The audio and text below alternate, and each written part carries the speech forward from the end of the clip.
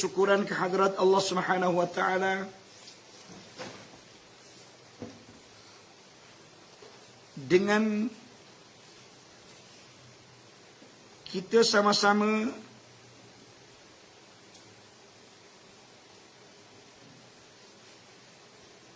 menumpukan pembaktian kita kepada Allah Ta'ala sebagai tanda kita bersyukur terhadap pemberian nikmat Allah Ta'ala kepada kita. Mana dia? Sebagai tanda Allah Ta'ala beri kita sihat, maka kita menggunakan nikmat kesihatan ini untuk beribadah kepadanya.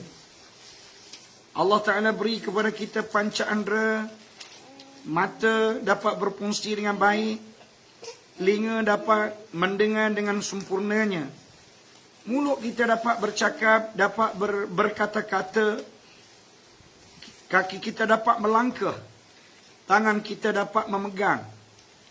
Ini semua panca indera yang masih lagi Allah Ta'ala beri kepada kita dapat berfungsi dengan baik. Maka kita seharusnya menggunakan semua nikmat-nikmat ini untuk membuktikan kepada Allah Ta'ala pembaktian kita kepadanya dengan keberadaan kita pada malam ini di dalam majlis ilmu. Walaupun barangkali ada di kalangan sahabat-sahabat kita pada malam Jumaat ini, mereka memenuhi ruang-ruang ini dengan membaca surah Yasin, ada yang mengadakan tahlil arwah, ada yang mengadakan bacaan surah Al-Kahfi, ada yang membaca surah Al-Waqi'ah. Teruskanlah. Tak apa, tak jadi masalah. Lakukanlah apa yang tuan-tuan dan puan-puan lakukan. InsyaAllah kita harap Allah Ta'ala terima segala apa yang kita lakukan. Tetapi pada malam ini, barangkali di kalangan pelajar-pelajar kita memilih untuk berada di hadapan skrin laptop ataupun komputer ataupun skrin telefon untuk sama-sama kita mengikuti kuliah maghrib yang saya sampaikan ini. InsyaAllah pada malam ini kita akan belajar hadis 40, iaitu hadis yang ke-7. Al-hadithus sabi', hadis yang ke-7. An Abi Ruqayyah Tamim bin Aus Ad-Dari radhiyallahu anhu anin Nabiy sallallahu alaihi wasallam qala ad-dinun nasihah. Qulna liman? Qala lillahi wa li kitabihi wa li rasulihi wa li a'immatil muslimina wa 'ammatihim. Rawahu Muslimu. Hadis yang ke-7 ini daripada Abi Ruqayyah. Abi Ruqayyah ni mana gelaran kepada Tamim bin Aus. Nama Abi Ruqayyahnya ialah Tamim bin Aus Ad-Dari radhiyallahu anhu. Tamim ini merupakan sahabat Nabi. Di mana Tamim ini, ia merupakan di antara orang yang awal memeluk agama Islam di kalangan orang Nasrani. Dia ni orang Nasrani yang awal memeluk agama Islam. Di mana dia telah memeluk agama Islam sewaktu berada di Madinatul Munawwarah. Baik. Kata Tamim bin Aus, dia mendengar Nabi SAW bersabda. Nabi kata ad-dinun nasihah. Nabi kata agama ni ialah nasihat. Ya, baik-baik rakan-rakan sidang penonton, agama ni adalah nasihat. Kita berada dalam agama Islam. Agama Islam ini adalah nasihat. Sebab itu kita tak boleh bila tengok orang buat kemungkaran, kita tak boleh duduk senyap je. Tak boleh kita nak tegur dia, ustaz, nanti dia marah. Tak boleh. Tindakan kita tidak menegur, tindakan kita tidak melarang seseorang yang melakukan kemungkaran itu adalah tindakan yang salah. Salah. Ingat baik-baik. Sebab itulah Nabi SAW mengatakan, man ra'a minkum munkaran siapa di kalangan kamu yang melihat kemungkaran, falyughayyirhu biyadihi, maka hendaklah dia cegah dengan tangannya. Illam yastati' fabilisanihi, kalau dia tak mampu mencegah dengan tangannya, maka cegahlah dengan lidahnya. Illam yastati' fabiqalbihi, kalau dia tak mampu mencegah dengan lidah, maka cegahlah dengan hatinya. Cegahlah dalam hati dia. Tapi pencegahan yang dilakukan dalam hati ini, kata Nabi, wa hadza adhaful iman, inilah merupakan iman yang paling lemah, yang paling dhaif, yang paling sikit sangat. Jadi oleh itu, tuan-tuan sekalian ingat, kalau kita cegah dengan tangan pun tidak, cegah dengan lidah pun tidak, dalam hati pun tak cegah, mana di mana kita? Di mana? Kat hati. Yang kita mengaku kita Islam, kita mengaku kita beriman. Manakah sebenar-benar Islam kita? Manakah sebenar-benar iman kita? Hipokrit, pembohong. Berbohong je kita ni. Mana kita tak boleh lari daripada suka berbohong. Mengaku saja kita ni Islam. Mengaku saja kita beriman. Tapi hakikatnya tidak seperti apa yang didakwa. Jadi Nabi mengatakan ad-din, agama ni, an-nasihah adalah nasihat. Lalu sahabat bertanya, kulna, kami berkata, yakni para sahabat bertanya Nabi, liman, agama ini nasihat kepada siapa ya Rasulullah? Nasihat itu nak diberikan. Nabi kata, qala lillah.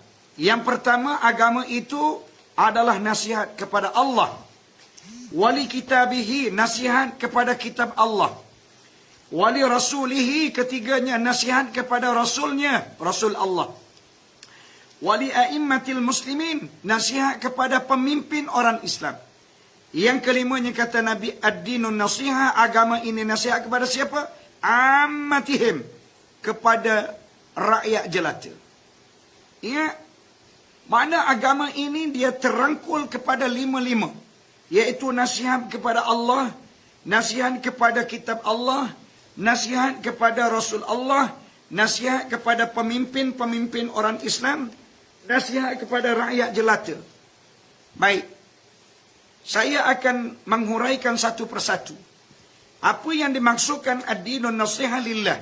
Agama itu nasihat kepada Allah. Apa yang dimaksudkan? Yang dimaksudkan agama itu adalah nasihat kepada Allah. Berartinya beriman kepada Allah dengan menurut pengertian yang sebenar-benarnya. Mana bukan beriman di bibir mulut semata-mata. Mana beriman sampai ke lubuk hati. Bila kita mengatakan bahawa Allah Ta'ala ini ada. Bila kita mengatakan Allah Ta'ala ini berkuasa. Bila kita mengatakan Allah Ta'ala ni maha agung, maha besar, maha segala-galanya. Bila kita mengatakan Allah pemberi rezeki, maka mulut kita mengatakan innallaha huwar razzaqu dzul quwwatil matin. Dialah Allah yang memberi rezeki. Maka biasanya sungguh dengan hati kita bulak molek kepada Allah Ta'ala, yakin yang memberi rezekinya kepada kita adalah Allah Ta'ala. Hari ini mulut kita cakap Allah Ta'ala beri rezeki. Tapi tahap keyakinan kita kepada Allah Ta'ala sebagai pemberi rezeki, kadang-kadang confuse. Tunggu wakil rakyat. Wakil rakyat tak datang, kita pemarah. Allah, wakil rakyat tak datang, kita habis makanan. Mana pada waktu itu kita percaya, kita meyakini kepada YB, kepada yang berhormat itu lebih daripada kita mempercayai kepada Allah Ta'ala. Bukan kita tak boleh nak percaya kepada wakil rakyat. Boleh, tetapi harapan nombor satu kepada Allah Ta'ala. Kemudian kita berusaha untuk menghubungi wakil rakyat. Ataupun kita berusaha untuk menghubungi orang perantaraan kepada wakil rakyat itu. Itu tidak menjadi masalah. Ini masalah kita sekarang, kita meletakkan kepercayaan 100% kepada manusia. Sebab itulah, kalau kita tengok orang yang seperti ini, biasanya mereka berhadapan dengan kekecewaan yang berpanjangan. Allah Ta'ala jadikan hidup mereka ini sengsara. Allah Ta'ala hidupkan mereka ini bertimbun-timbun kesusahan demi kesusahan. Kenapa? Kerana keyakinan mereka kepada manusia ini lebih tinggi berbanding dengan keyakinan mereka kepada Allah Ta'ala. Yang kedua yang dimaksudkan nasihat kepada Allah Ta'ala ini dengan erti kata menghapuskan sama sekali sebarang sifat dan bentuk penyengutuan kepada Allah Ta'ala. Apa-apa yang berkait dengan pensyarikatan ataupun penduaan Tuhan. Tuhan Allah Ta'ala pun kita menyembah dia. Kemudian selain daripada Allah Ta'ala pun kita sembah. Apa dia? Kadang-kadang kita sembah harta kita. Kita sembah kepada bisnes kita. Kita menyembah kepada perindustrian kita. Kadang-kadang kita menyembah kepada kerja-kerja yang kita libatkan. Kalau orang sekarang jual durian, dia sembah durian dia lebih daripada menyembah Allah Ta'ala. Jual durian siapa semayang pun tak tahu ke mana. Akhir sekali mana untung dia? Eli, mana dia toke-toke durian ni? Mana keuntungan dia? Kadang-kadang Eli tengok, kaya usaha toke durian ni. Saya tengok duit banyak. Baik, selepas beberapa hari, Eli cuba tanya, mana duit yang dikatakan dapat untung banyak tu? Mana dia duit? Kadang-kadang tak sempat dia berikan duit ini kepada isteri dia. Isteri dia tanya, mana bang duit untuk jual durian? Tak ada dah, dia kata habis dah. Nak tengok pun tak sempat. Kenapa? Sebab Allah Ta'ala sudah tarik duit itu dalam bentuk mana? Dalam bentuk apabila dia dapat duit yang banyak, dia berfoya-foya. Dia menggunakan duit ini untuk kesukaan dia. Untuk benda-benda yang tidak berfaedah. Itulah perkara yang nak kita bincangkan pada malam ini. Jangan sampai durian itu menjadikan Tuhan yang kedua. Jangan sampai rambutan itu menjadi Tuhan kita yang kedua. Jangan sampai kalau orang kampung, pokok getah dia tu adalah Tuhan yang kedua. Tuhan yang pertama adalah Tuhan Allah. Pokok getah dia tu adalah Tuhan yang kedua. Ini ramai orang menoreh getah sampai peringkat tak semayang. Ramai orang berniaga kedai makan sampai tak semayang. Ramai orang bekerja buruh sampai tak semayang. Ini apa hal? Apa hal? Kamu ingat bahawa adanya kamu ini Allah yang mengadakan kamu. Allah Ta'ala yang beri kepada kamu pekerjaan. Allah Ta'ala yang memberi kepada kamu sumber pendapatan. Walaupun nampak kamu bekerja, Allah Ta'ala yang beri.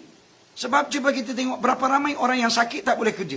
Allah Ta'ala tarik nikmat kesihatan kepada dia, tak boleh bekerja. Adakah sumber pendapatan masuk? Jawab dia tak masuk. Bila kita sakit, jawab dia sumber kemasukan tidak lagi berlaku. Jadi oleh yang demikian, ingat baik-baik. Apabila disebutkan agama ini nasihat kepada Allah Ta'ala, maknanya kita hendaklah beriman sebenar-benarnya kepada Allah Ta'ala. Yang kedua, jangan sama sekali kita menyentuhkan Allah Ta'ala dengan sesuatu. Yang ketiga, beramal menurut apa yang Allah Ta'ala perintah. Allah Ta'ala perintah supaya kita salat. Aqimus salat, hendaklah kamu dirikan salat. Bangun, apabila masuk waktu, bangun, menyegerakan untuk kita bersalat dengan mengambil wuduk yang betulnya. Dengan mencapai pakaian yang bersihnya. Dengan mengikhlaskan diri kepada Allah Ta'ala untuk menyembah. Tujuan apa? Tujuan kita nak memperolehi keredaan dan kasih sayang daripada Allah Ta'ala. Yang keempat, apa yang dimaksudkan dengan nasihat kepada Allah Ta'ala? Iaitu meninggal apa sahaja yang Allah Ta'ala larang. Apa yang Allah Ta'ala larang, tinggal walaupun ia disukai oleh nafsu kita. Kadang-kadang apa yang Allah Ta'ala larang, sukar ditinggalkan. Oleh kerana dia bertembung dengan kehendak nafsu. Contohnya sekarang ada drama, tengah main. Drama tengah-tengah main ni, lama lagi nak habis ni. Jadi kita sayang nak berhenti sekejap untuk semayang. Kenapa? Biman takut drama ni habis. Kita pun tunggu, punya tunggu, last kali habis. Waktu maghrib. Masuk waktu isyak, drama pun habis. Molek-molek drama ni, dia ngam. Dia punya masa habis dia tu tepat dengan masuknya waktu isyak. Akhir sekali mana terkeluarnya waktu maghrib dengan begitu saja. Maka kita telah melakukan apa yang Allah Ta'ala larang. Kemudian mengingati kebesaran Allah Ta'ala di atas kebesaran. Maksudnya, tidak ada yang lebih besar kecuali Allah. Ini kita tengok, kadang-kadang kita tengok, orang ni nampak macam dia hebat. Macam dia ni besar daripada orang yang besar. Sebenarnya, hebat macam mana, besar macam mana sekalipun kita manusia, tidak boleh lawan kebesaran Allah Ta'ala. Tidak boleh lawan kehebatan Allah Ta'ala. Kita kena ingat bahawa kehebatan yang kita nampak pada manusia itu adalah bersifat sementara. Allah Ta'ala beri sekejap je kepada dia. Pemberian Allah Ta'ala kepada dia ni dua. Sama ada Allah Ta'ala beri itu sebagai timbal balas di atas usaha yang betul-betul dia lakukan. Yang kedua, sama ada pemberian Allah Ta'ala itu sebagai istidraj. Maksudnya, Allah Ta'ala beri kepada dia tu, Allah Ta'ala nak cuba. Sejauh manakah dia dapat, menerima keistimewaan Allah Ta'ala beri itu sebagai nikmat yang sepatutnya dia syukuri. Jadi andai kata dengan sesuatu nikmat Allah Ta'ala kurniakan kepada kita itu tidak dibalas dengan kesyukuran, makna pemberian itu adalah istidraj. Maksudnya Allah Ta'ala beri dalam keadaan Allah Ta'ala tidak sukai. Allah Ta'ala beri dalam keadaan mecok. Kalau kata mecok. Baik, yang seterusnya, agama nasihat bagi Allah dengan arti kata mensyukuri segala nikmat yang Allah Ta'ala berikan kepada kita. Nikmat yang Allah Ta'ala berikan kepada kita ni terlalu banyaknya. Memang tak boleh kita nak hitung.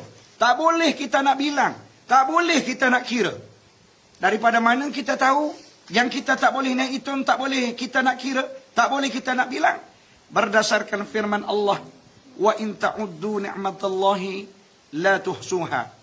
Allah Ta'ala kata, jika kamu nak bilang, jika kamu nak hitung, jika kamu nak kira nikmat yang aku beri kepada kamu, la tuhsuha, sudah tentu kamu tidak mampu membilang.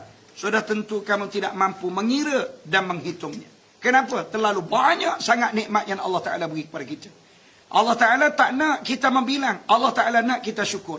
Alhamdulillah ya Allah, pada malam ini engkau memberi panca indera kami berfungsi dengan baik.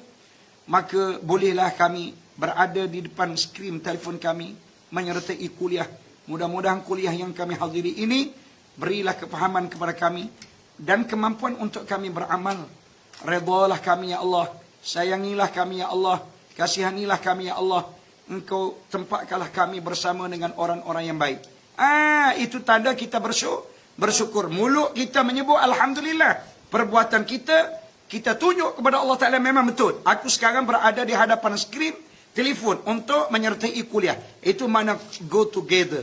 Mana percakapan kita dengan tindakan mesti sama. Baru tanda kita bersyukur. Baik, yang kedua, ad-dinun nasihah. Agama itu adalah nasihat. Kepada siapa? Lillah, nasihat kepada Allah. Seperti mana penjelasan yang telah saya jelaskan tadi. Yang kedua, ad-dinun nasihah li kitabihi, kepada kitab Allah. Apa yang dimaksudkan dengan agama itu nasihat kepada kitab Allah? Dengan arti kata kita beriman kepada kebenaran kitab.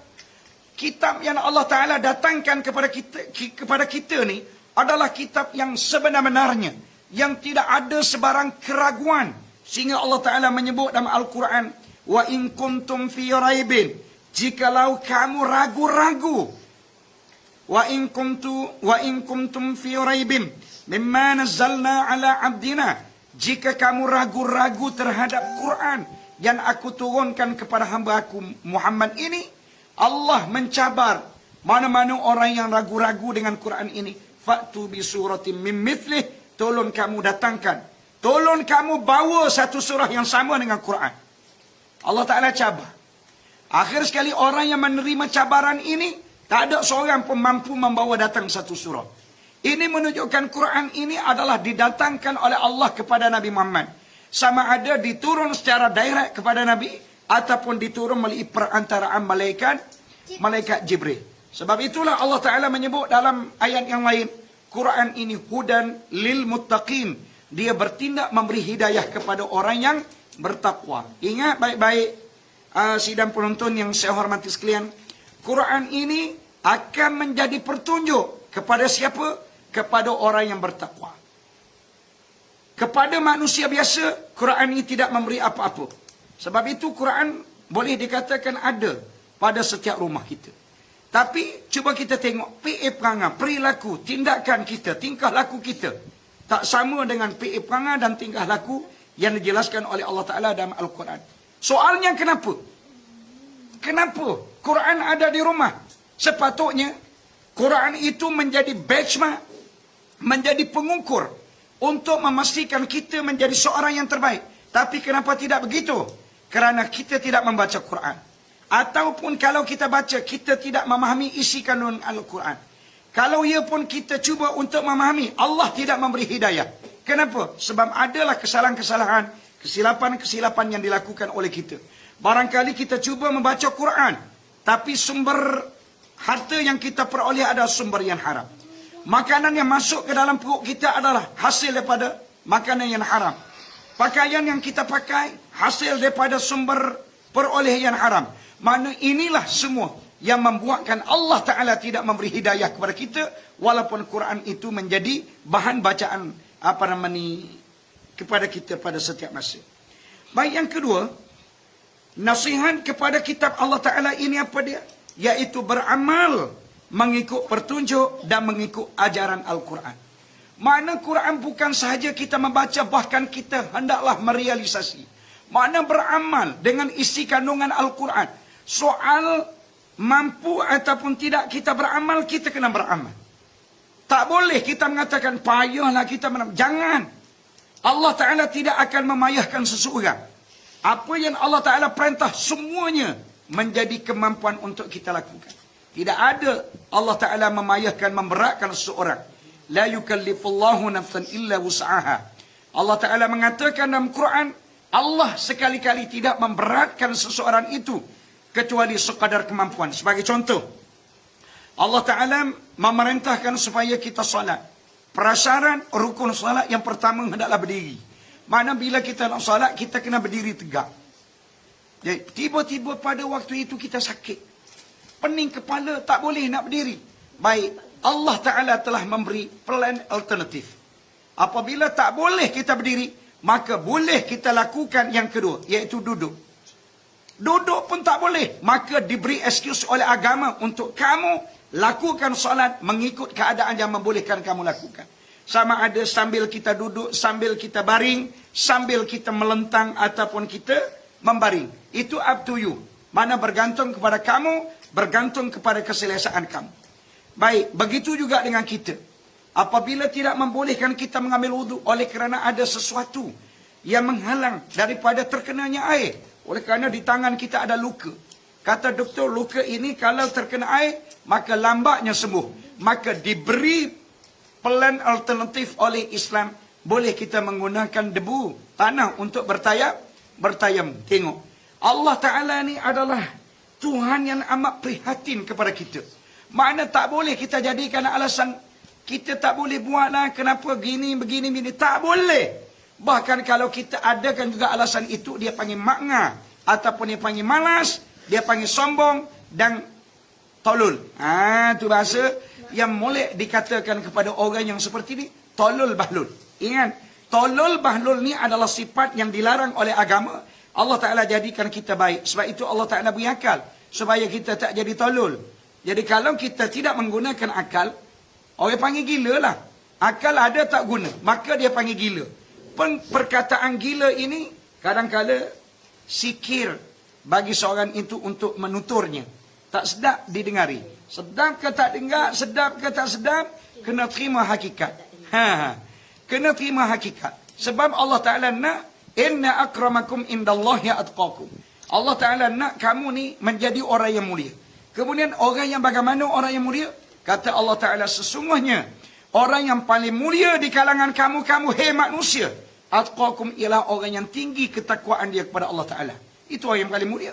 Bukan orang yang paling mulia Ismail. Orang tu handsome, orang tu comel, orang tu kaya, orang tu berharta, orang tu pangkat tinggi, orang tu ada kereta mewah, orang tu ada rumah besar. Bukan begitu. Orang yang paling mulia di sisi Allah Ta'ala very simple. Allah Ta'ala kata benda yang paling mudah saja untuk mengenali siapa di antara kamu orang yang aku muliakan dia, ialah orang yang takwa dia terlalu tinggi. Apa dia? Makna dia buat apa yang Allah Ta'ala suruh, dia tinggal apa yang Allah Ta'ala larang. Itu maksudnya orang yang bertakwa. Baik. Apa yang dimaksudkan dengan kitab? Tadi saya kata, agama itu nasihat. Kepada siapa? Li kitabihi, kepada kitab Allah. Apa yang dimaksudkan dengan kitab? Kitab ni maksudnya perkataan yang diwahyukan kepada Rasul. Mana perkataan yang Allah Ta'ala turunkan kepada Rasul-Rasul dia. Kitab mana? Taurat, lagi Injil, lagi Zabur, lagi Furqan. Furqan ni mana Quran. Mana perkataan yang Allah Ta'ala turun. Allah Ta'ala turun kepada Rasul dia. Sama ada diturunkan secara live ataupun secara perantaraan malaikat Jibril. Itulah yang dikata Quran. Di mana dia kata tidak sama dengan perkataan manusia. Quran ini memang tak sama dengan perkataan manusia. Walaupun kalau katakanlah kita dengar macam-macam Quran ni orang buat. Sebab itulah Musailamatul Kadzdzab dikenali seorang yang jahat. Pada waktu itu dia ni dikatakan Musailamah Al-Kadzdzab, Musailamah yang pendusta.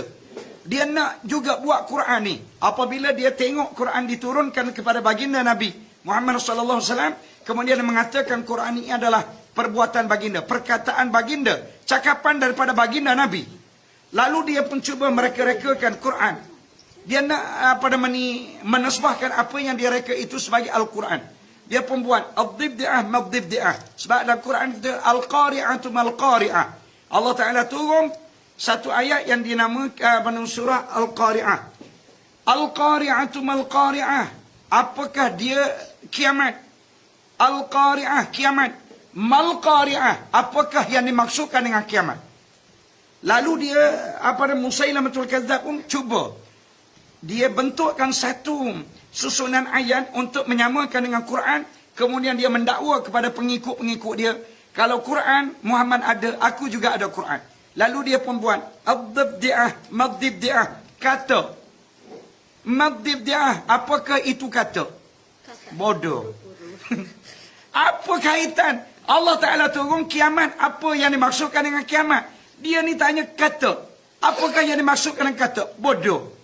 Kata tak perlu tanya. Siapa-siapa pun boleh jawab. Sekarang ni Allah Ta'ala tanya kiamat. Mu tahu ke kiamat itu apa dia? Tak ada seorang pun boleh jawab. Kiamat ni apa dia? Dan bila berlakunya kiamat? Kan? Jadi ini cerita mulai Musailamatul Kadzdzab. Baik, yang ketiga. Ad-dinun nasihah li rasulihi. Agama ini nasihat kepada siapa? Rasul. Kepada Rasul. Tadi kepada kitab. Sekarang nasihat kepada Rasul. Apa yang dimaksudkan dengan nasihat kepada Rasul? Iaitu membenarkan kerasulan Nabi. Mana-mana Rasul yang diutuskan oleh Allah Ta'ala. Sama ada Rasul itu Musa. Sama ada Rasul itu Daud. Sama ada Rasul itu Isa. Ataupun lain-lain Rasul, termasuklah Rasul kita Nabi Muhammad sallallahu alaihi wasallam. Hendaklah kita benarkan apa yang dibawa oleh mereka ini. Hendaklah kita mengiyakan. Hendaklah kita menerima. Hendaklah kita meyakini bahawa dia adalah utusan Allah. Dan dia tidak datang dengan mengikut hawa nafsu. Kecuali apa yang didatangkan oleh Rasul itu, semuanya wahyu yang didatangkan oleh Allah Ta'ala kepada mereka. Mana bukti? Allah Ta'ala menyebut wa ma yantiqu 'anil hawa in huwa illa wahyu yuha. Wa ma yantiqu 'anil hawa. Para rasul ini tidak bercakap mengikut hawa nafsu. In huwa illa wahyun yuha. Apa yang mereka itu ucapkan, apa yang mereka itu cakapkan, semuanya adalah wahyu yang didatangkan oleh Allah Ta'ala kepada mereka. Baik. Selain daripada itu, hendaklah mempercayai apa yang dibawa oleh Rasul. Kemudian mematuhi segala suruhan dan juga segala larangan Rasul. Kemudian membela agama yang dibawa oleh Rasul. Membela agama. Kalau zaman dulu, ayalah makna bersama-sama dengan Rasul. Itu cara untuk membela agama. Kalau sekarang kita kena memperjuangkan apa yang diperkatakan oleh agama. Kalau agama mengatakan benda itu tak boleh, maka kita hendaklah mengatakan tak boleh. Dan bukan setakat kita mengatakan tak boleh, kita jangan menyokong ataupun jangan bersama-sama dengan orang yang berusaha untuk menghidupkan perkara demikian. Sayyidah Isa, ingat baik-baik. Sebagai contoh, apabila tiba waktu nak kahwin anak, apa yang dilakukan oleh masyarakat sekarang banyak bercanggah dengan apa yang diajarkan oleh Islam. Jangan you sokong. Jangan you terikut-ikut sama juga. Ni kadang-kadang orang masuk minta anak kita 19 tahun. Tak boleh lagi, budak ni kecil lagi. Kecil apanya? Aisyah menikah dengan Nabi umur 6 tahun. 6 tahun Aisyah berkahwin dengan Nabi. Anak awak 19 tahun besar dah. Jadi pada waktu tu katakanlah anak kita sekolah pun dah, apa pun dah. Tunggu apa di rumah lama-lama? Nak apa dia? Baiklah kita benarkan dia berkahwin. Yang paling penting orang yang masuk minta anak kita ni orang yang baik, yang ada sifat kepimpinan. Dan kalau kita tengok kepada air muka dia ini, seorang yang bertanggungjawab. Beri. Sebab itu Nabi mengatakan, "Idza ja'akum man tardawna dinahu wa khuluquhu." Apabila datang kepada kamu, wahai ibu bapa perempuan, mereka maksudnya lelaki. Man makna lelaki, tardawna dinahu, yang kamu suka agama dia. Maksudnya lelaki ni jenis orang sembahyang tak tinggal, jenis orang suka datang ke masjid, jenis orang suka membantu urusan agama, suka mengholorkan pertolongan-pertolongan, mana orang yang ringan tangan. Jadi jika orang ni datang kepada kamu wa khuluquhu, dan jika yang datang kepada kamu itu orang yang bagus akhlak dia, Nabi mengatakan fazawidu, maka hendaklah kamu ibu bapa perempuan kahwinkan anak kamu dengan lelaki yang datang itu. Wa illam taf'alu, jika kamu tidak lakukan, contohnya apabila datang orang ni, kita bertengok, Allah, ustaz jah yang datang naik pula motor buruk.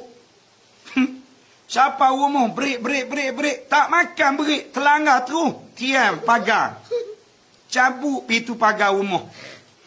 Kita pun bini kita tengok di pintu jendela dalam bilik, dia pun bincang siapa dia abahmu. Orang tu lah hak nak masuk minta anak kita tu. Entah bayarlah abahmu. Tengok gaya pun naik motor berik pun tak makan. Rutuh dah tu pintu pagar rumah kita nak langgar ke dia. Mana kalau menikah dengan anak kita ni akan menjadi miskin. Ingat baik-baik. Allah Ta'ala kata, jika orang yang sebaik itu datang, tiba-tiba kamu menolak. Kenapa? Sebab mu lihat kepada tahap kemiskinan dia. Maka kata Nabi, takun fitnatun fil ardi wa fasadun arid. Akan berlaku kerosakan yang paling besar. Akan berlaku fitnah yang paling besar di atas muka bumi ini. Maksudnya molek-molek anakmu ni kalau menikah dengan dia, anakmu akan dilindungi, anakmu akan dijaga, akan dikawal, akan dibela, akan dipelihara dengan sebaik-baiknya. Akhirnya anakmu terpaksa menikah dengan orang yang tak sepatutnya.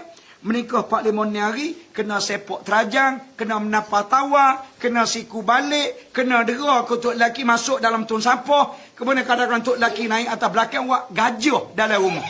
Mu tak tahu apa dia, padanan dengan muka kamu. Jadi sebab itu, ibu bapa, terutamanya orang lelaki, di dalam mencari bakal menantu ni, jangan serah kepada orang puan. Jangan serah kepada orang puan. Nak tanya pandangan dia boleh, tapi jangan pegang. Sebab orang perempuan ni dia emosi dan nafsu dia terlalu tinggi. Dia tengok apa yang dia nampak je. Dia tak tengok apa yang sebalik. Ada pun orang lelaki yang nampak di sebalik itu. Bukan setakat dia nampak apa yang dia nampak. Bahkan di sebalik apa yang tak nampak tu dia nampak. Kenapa jadi gitu? Sebab kehebatan yang Allah Ta'ala beri kepada orang lelaki. Mana nak bincang dengan bini boleh. Tetapi jangan kita pegang sangat orang puan. Sorry to say, orang perempuan, jangan marah saya. Ni bab pengajian. Bila kita mengaji, ialah kadang-kadangnya benda tu, saya kata menimbulkan suasana yang tak berapa seronok. Mana kalau kita dengar, oi, tak sedap kita dengar malam ni ustaz ngajar. Sedap ke tak sedap, mu kena terima. Sebab mu tu siapa dia? Mu tu siapa? Sekarang kita nak ajar supaya anakmu tidak jadi seperti mana nasibmu. Mu dulu pernah juga kena dera kepada tok lakimu. Takkan mu nak suruh anakmu akan didera seperti mana tok lakimu deramu. Sekarang dah tak deranya. Sebab apa? Sama-sama tua dah. Tok lakimu tua, mu pun tua. Cuba tok lakimu muda, dia akan dera juga mu. Jadi oleh demikian, ingatlah bahawa di dalam membela agama yang dibawa oleh baginda Nabi, hendaklah kita bersama-sama. Bukan marah geram. Sorry adik dah. Sorry.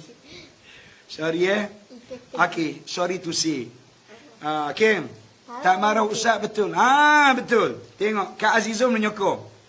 Kak Nur Mazian menyokong. Alhamdulillah. Terima kasih. Okay.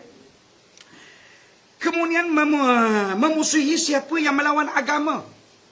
Mana-mana orang yang lawan agama, kita kena jadikan dia sebagai musuh. Mencintai mana-mana orang yang mencintai agama. Ni, contoh pada malam ini, Hashim. Hashim ni daripada Kedah. Thank you, Hashim. Hashim ni orang kampung saya. 50 yang bertugas di negeri Kedah. Alhamdulillah. Terima kasih. Sebagai contoh, apabila kawan Hashim ni tengok Hashim malam ni berada di hadapan skrin telefon, menyaksikan pengajian yang diajar secara live, sepatutnya kawan-kawan Hashim yang lain yang tidak berkesempatan untuk sama-sama berada di hadapan skrin telefon ini kena menyokong, mencintai, mengasihi Hashim. Cara kita nak kasihnya, kita support. Baguslah awak juga ada juga ruang untuk membolehkan awak dengan ceramah-ceramah agama. Itu paling tidak menunjukkan kita sayang kepada dia.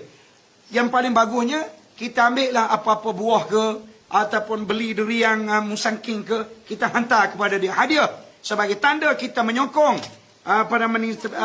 ataupun tanda kita mengasihi dia yang berada di dalam majlis ilmu. Itu contoh. Banyak lagi contoh-contoh yang lain. Okey, yang keempat, ad-dinun nasihah. Agama ini nasihat kepada siapa? Pemimpin. A'immatil muslimin, kepada pemimpin-pemimpin orang Islam. Siapa dia a'immah ni? A'immah ni siapa dia? A'immatil muslimin, a'immah. Nasihat agama ini nasihat kepada pemimpin. Siapa dia? Perkataan a'immah ni mana imam? Iman bahasa Arab. Bahasa Melayunya pemimpin, ataupun raja-raja, ataupun ulama-ulama, ataupun ketua-ketua, ataupun pemerintahan orang Islam. Ingat, orang kafir tidak termasuk ingat. A'immatil muslimin ini maknanya pemerintahan orang Islam, raja orang Islam, ketua-ketua orang Islam, ulama orang Islam, dan orang yang dihormati di kalangan orang Islam. Itu dinamakan dengan a'immah, dinamakan dengan ketua-ketua. Sebab itulah adik-adikku, murid-muridku, sidang penonton yang dihormati sekalian, orang yang nak jadi pemimpin ini mestilah orang yang faham agama. Tak kira kamu nak urus tadbir dunia, ataupun nak urus tadbir agama. Mesti kamu kena faham agama. Barulah tidak tersasar daripada ajaran semenang. Kalau kamu nak urus tadbir dunia, kenapa memerlukan agama? Sebab dunia ni Allah Ta'ala buat. Allah Ta'ala cipta. Mu juga Allah Ta'ala cipta. Ada tu kalau mu Allah Ta'ala cipta. Dunia ini Allah Ta'ala cipta. Sudah tentu Allah Ta'ala nak supaya kita mengurus, tadbirkan dunia ini mengikut acuan dia. Sebab itu Nabi mengatakan, antum ta'lamuna bi umuri dunyakum. Nabi kata, kamu lebih tahu tentang urusan dunia kamu. Jadi apa maksud? Maksudnya, apabila kita nak mentadbir sesebuah kerajaan, apabila kita nak mentadbir sesebuah ummah, ataupun sesebuah rakyat, mesti acuan agama berada nombor satu. Islam mesti berada di tempat yang utama.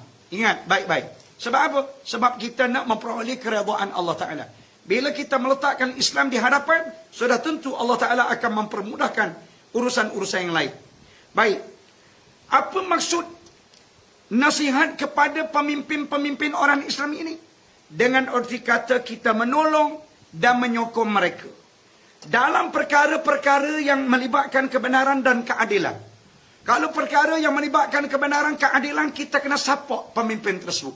Kita kena sokong. Walaupun ramai orang tak menyokong, kita kena menyokong. Kita kena balik ke kampung, kena cerita kepada mak ayah kita supaya bangkit beramai-ramai menyokong apa yang dibuat oleh kerajaan. Andai kata apa yang dilakukan oleh kerajaan itu betul dan adil mengikut acuan agama. Yang kedua, patuh kepada mereka. Mana mematuhi kepada pemimpin dalam urusan yang berkaitan dengan kebaikan. Sekarang apa? Sebagai contoh, pemimpin mengeluarkan arahan kepada kita. Tak boleh kita nak datang ke masjid ramai-ramai. Kenapa? Kerana bimbang takut berlakunya jangkitan. Baik, kita kena dengar lah. Walaupun kita tak setuju, kita kena dengar. Sebab dia pemimpin. Pemimpin ni sebelum dia mengeluarkan sebarang ucapan, sudah tentu dia akan panggil orang-orang yang berkaitan untuk meminta pandangan. Orang yang berautoriti bukan orang biasa-biasa. Kita ni orang kampung. Kadang-kadang orang antara kawan-kawan kita ni orang kena kopi je. Orang cakap macam kepala otak kita ni, kepala otak pemimpin. Jadi itu yang menimbulkan kekacauan dalam negara ni. Sebab orang yang macam ni, dia tak tahu apa pun dia boleh bercakap seolah-olah dia tahu. Sekarang semua orang nak jadi ulama belaka. Mahdi betul? Semua nak jadi ulama. Orang kampung pun nak jadi ulama. Sedangkan semayang pun tak betul. Perasan nak jadi ulama. Jadi ini menimbulkan masalah. Baik, yang ketiga, menegur pemimpin dengan cara yang sopan dan memberi peringatan yang terbaik. Jadi boleh, rakyat jelata boleh menegur pemimpin, tetapi dengan sopan. Sebab apa? Sebab mereka mempunyai maruah. Dia adalah seorang ketua. Bila kita nak menegur orang atasan, biar ada flow dia, ada law dia. Dia tak boleh kita nak menegur macam kita tegur beruk panjat kelapa, ataupun kita memarahi beruk yang makan rambutan. Tak boleh begitu. Sebab pemimpin dia ada maruah dengan menggunakan saluran, dengan hantar surat ataupun buat panggilan, memperkenalkan diri siapa dia, kita, kemudian sebab teguran kita. InsyaAllah saya yakin dan percaya, andai kata teguran ini dibuat dengan begitu bagus, sudah tentu orang yang kita tegur akan menerima. Kalau tak pun dia akan memberi respon untuk menjawab cadangan-cadangan yang dikemukakan. Baik, yang terakhirnya, nasihat kepada ammatihim, kepada rakyat jelata. Kepada rakyat jelata. Agama itu nasihat. Ad-dinun nasihat. Agama itu nasihat. Nasihat kepada siapa? Yang kelima, nasihat kepada rakyat jelata. Ammatihim maksudnya kepada rakyat jelata. Apa yang dimaksudkan dengan nasihat kepada rakyat jelata? Iaitu memimpin mereka, yakni rakyat jelata, ke jalan yang benar. Makna kita mengajak kita rakyat ni supaya berada di atas kebenaran. Jangan kita mendesak dia ataupun menggalakkan rakyat jelata untuk buat benda-benda yang tak betul dengan agama. Sebab besok kita akan dipertikaikan, kita akan ditanya dan akan disoal oleh Allah Subhanahu Wa Taala. Dalam dunia ni tak apalah, orang tak soal. Tapi apabila matimu nanti, mu seorang diri mu nak jawab. Mu boleh jawab pada. Bila masuk dalam kubur, Allah Ta'ala tanya pada waktu itu siapa dia nak defend mu, siapa dia nak tolong backup mu. Tidak ada seorang kecuali diri sendiri. Oleh yang demikian, apabila kita berada di dalam dunia sekarang, kita cuba pastikan rakyat-rakyat kita ataupun kawan-kawan kita sekarang ini, biarlah kita semua berada di atas kebenaran. Jangan kita berada di atas jalan yang salah. Yang kedua, menasihati rakyat jelata, iaitu mengawasi mereka daripada jalan yang salah. Pastikan supaya rakyat ini tidak berada di jalan yang salah. Yang ketiga, hendaklah bertolongan di antara mereka rakyat jelata dalam perkara yang berbentuk kebaikan dan takwa. Nabi kata, ta'awanu 'alal birri, Allah Taala kata, ta'awanu 'alal birri wat taqwa. Menolonglah kamu dalam perkara yang berbentuk kebaikan, kebajikan. Wala ta'awanu 'alal ismi wal 'udwan. Jangan kamu bertolong-tolongan dalam perkara yang melibatkan dosa dan permusuhan. Mana apa-apa yang melibatkan dosa, jangan kita sokong dia. Apatah lagi perkara yang melibatkan perseturuan ataupun permusuhan. Kemudian saling menghormati. Antara kita, hendaklah kita saling menghormati. Kemudian saling cinta mencintai. Apabila ada di kalangan orang kita yang sakit, kita kena datang ziarah dia. Kemudian kita doakan dia. Apabila ada di kalangan orang kita yang susah, kita tolong buat collection. Terima kasih Aida. Saya tengok Aida ni bagus. Hari ini dia menjadi pemuda secara. Dia telah menyediakan ruang untuk rakan-rakan kita menderma bagi membantu satu keluarga yang terkena COVID. Bagus Aida. Besar pahala awak dan juga kepada mereka yang menderma juga besar pahala. Hari ini kita tolong orang yang susah. Besok Allah Ta'ala akan tolong kita pula. Dan kita kena ingat, adakah hari ini kita senang dan kesenangan ini akan berpanjangan? Adakah begitu? Tak, kita tak tahu. Barangkali besok lusa kita akan berdepan dengan masalah. Jadi kalau sekiranya daripada sekarang lagi kita bertindak membantu menolong orang-orang dalam keadaan susah, Allah Ta'ala akan pastikan kita berada di atas kebaikan pada setiap masa dan ketika. Baik, yang terakhirnya memahami bahawa tiap-tiap manusia adalah anggota dalam masyarakat. Ingat, Kak Salmah adalah masyarakat, Roslina adalah masyarakat, Kak Salihah adalah masyarakat, saya adalah masyarakat. Mana masyarakat ini tidak wujud kalau jika tidak adanya orang, jika tidak adanya manusia. Akan terbentuknya masyarakat ini apabila adanya manusia. Oleh yang demikian, hendaklah kita memastikan bahawa masyarakat ini menjadi masyarakat yang terbaik. Bagaimana nak jadikan masyarakat yang terbaik?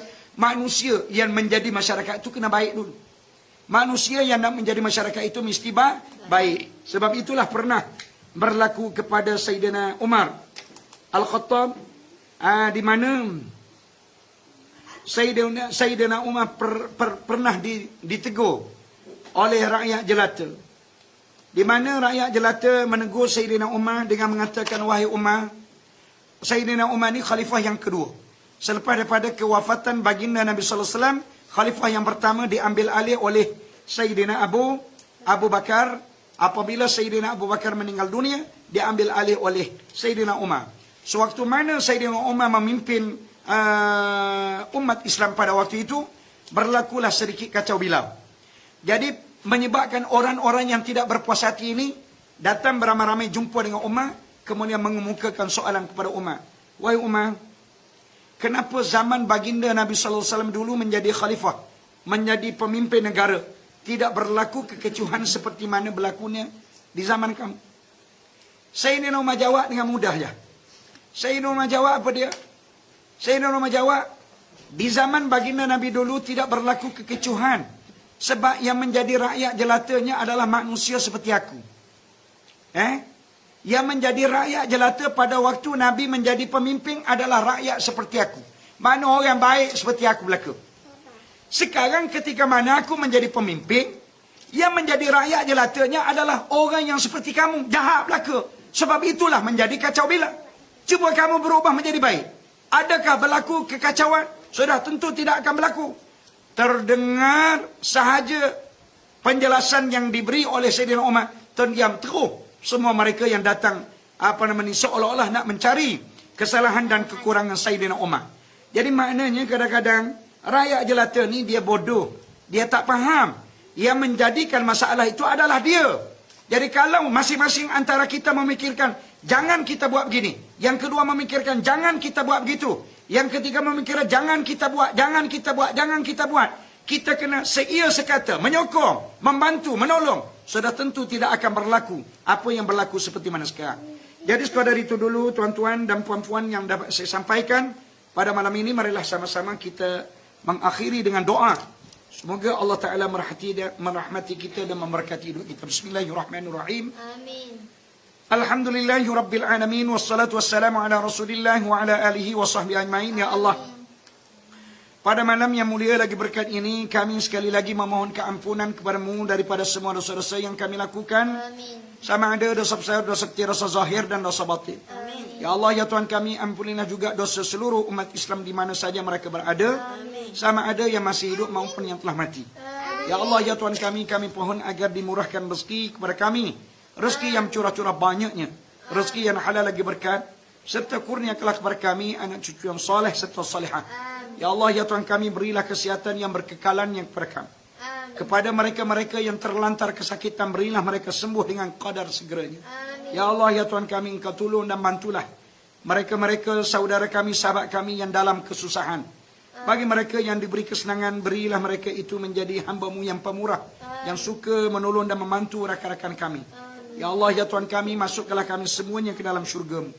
Ya Allah, Engkau jadikanlah tahfiz kami ini maju semaju-majunya. Jadikanlah pelajar tahfiz kami ini hafizul Quran. Dan anak-anak kami juga hafizul Quran. Ya Allah, ya Tuhan kami, pada malam yang mulia ini, ya Allah, kami amat mengharapkan agar Engkau gerakkanlah hati Rusdi, Ustaz Rusdi bin Ibrahim, yang berhutang dengan tahfiz kami ini 50,000 dalam tempoh yang begitu lamanya, ya Allah, belum lagi dibayar. Kami pohon kepadamu, ya Allah, gerakkanlah hati Rusdi ini agar membayar dengan kadar segeranya, ya Allah. Ya Allah, ya Tuhan kami amat mengharapkan juga kepadamu, siapa di kalangan murid-murid kami, di mana orang berhutang dengan mereka dan tidak membayar, Kau gerakkanlah hati mereka-mereka yang berhutang ini agar membayar, ya Allah. Sesungguhnya siapa yang tidak membayar hutang, walau baik macam mana sekalipun, sudah tentu mereka ini tidak akan dimasukkan oleh-Mu ke dalam syurga. Ya Allah, berilah kepada kami menerima buku catatan amalan melalui tangan kanan kami.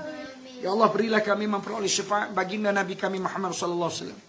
Ya Allah, ya Tuhan kami, berilah kami menerima buku catatan amalan melalui tangan kanan. Ya Allah, berilah kami dapat berteduh di bawah bayangan arasy-Mu pada hari yang tidak ada bayangan kecuali bayangan arasy-Mu sahaja. Ya Allah, ya Tuhan kami, hari ini kami cukup sedih Kerana jumlah peningkatan COVID telah pun meningkat ya Allah daripada semalam. Ya Allah, kami amat mengharapkan agar hilangkanlah COVID-19 ini ya Allah. Hilangkanlah COVID-19 ini ya Allah. Hilangkanlah COVID-19 ini ya Allah. Ya Allah, tolonglah kami, bantulah kami ya Allah. Allahumma rabbana zalamna anfusana wa illam taghfir lana wa tarhamna lanakunanna minal khasirin. Allahumma rabbana atina fid dunya hasanah